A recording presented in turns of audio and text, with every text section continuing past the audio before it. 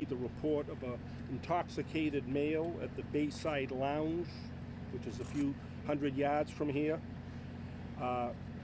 Paul Coderre, age 55, from Dartmouth, had been drinking in the lounge during the afternoon and was reported to be intoxicated. He was drinking with friends.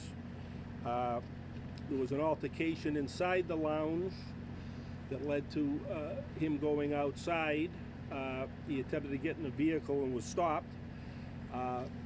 Police responded to the scene. He was in possession of a firearm. They attempted to speak to him and de-escalate the situation. Several attempts were made to use non-deadly force to subdue him, including the use of a taser. Those attempts were not successful.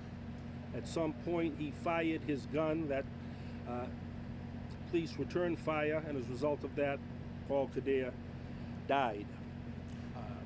During the altercation, an Acushnet police officer was shot in the leg. He was transported to a local hospital, and I'm very happy to report that he has been treated and released and is in good spirits despite life-threatening situation. I'm here with, in response to the call, a mutual aid pack was in place.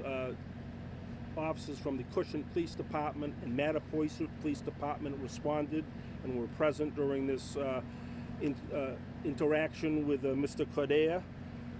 Again, several attempts were made to de-escalate the situation that were unsuccessful. Three chiefs here are present. Chief Myers from Fairhaven, Chief Richmond from Acushnet, Chief King, Mattapoisett. I want to thank them for being here and the response of their departments and assistance. I would just say that this again highlights the dangers that police officers face every day when responding to these types of situations, especially with the potential for violence. Individual possessions of firearms certainly puts their lives in danger. They attempted to use non-deadly force, as I said, to their credit. Unfortunately, the individual who was reported to be intoxicated fired his weapon, and fire was returned as a result of that, and he was killed. So we just want to provide you with some of that information. The investigation is ongoing. A number of people involved in this, and we'll report additional information when we have some. Thank you very much. Can we confirm Mr. Coderre is the former fire chief? I think he's the deputy fire chief, not, that's my deputy? Yeah. Yes, that's my understanding. Do you know how long the Acushnet officer's recovery will be? Has he been released from the hospital? Is he still in the hospital? Chief Richmond is here. He's told me, he spoke to him, that he has been released a short while ago, and is in good spirits.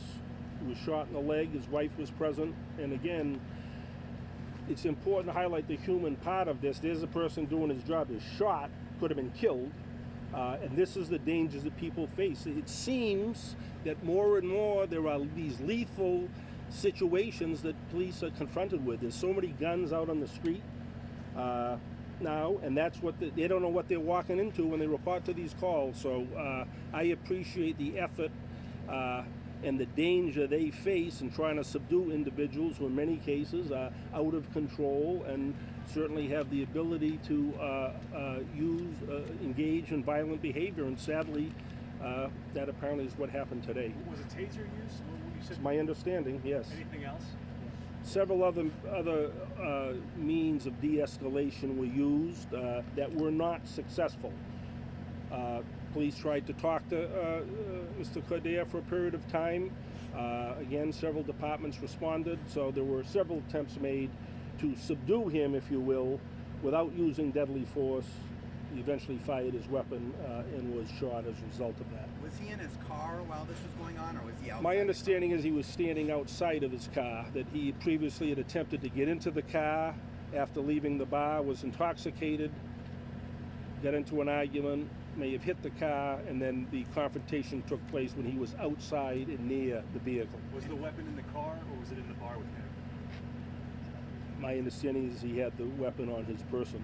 And Did who he have a tried license to to carry? keep him from driving away? Was it his friends who tried to keep him from He driving? was drinking with friends. There was an altercation inside and outside, and he was, again, without getting into the specifics, because of his condition, tried to be prevented from driving away, and police arrived, learned that he had a weapon, and what I just described took place, unfortunately ending in his death. We heard Mr. that he had Coderre have fired a several license to shots carry? before police got there. Is that true? The matter's under investigation. There were 3 different departments present. There's a lot of evidence at the scene. We're not in a position to comment that at this point, but as I indicated, he was in possession of a weapon, fired it. They went out of their way to try to subdue him without using deadly force, and unfortunately, as a result of him firing his gun, they returned fire and he died. Did Mr. Coderre have a license to carry firearms? I don't know.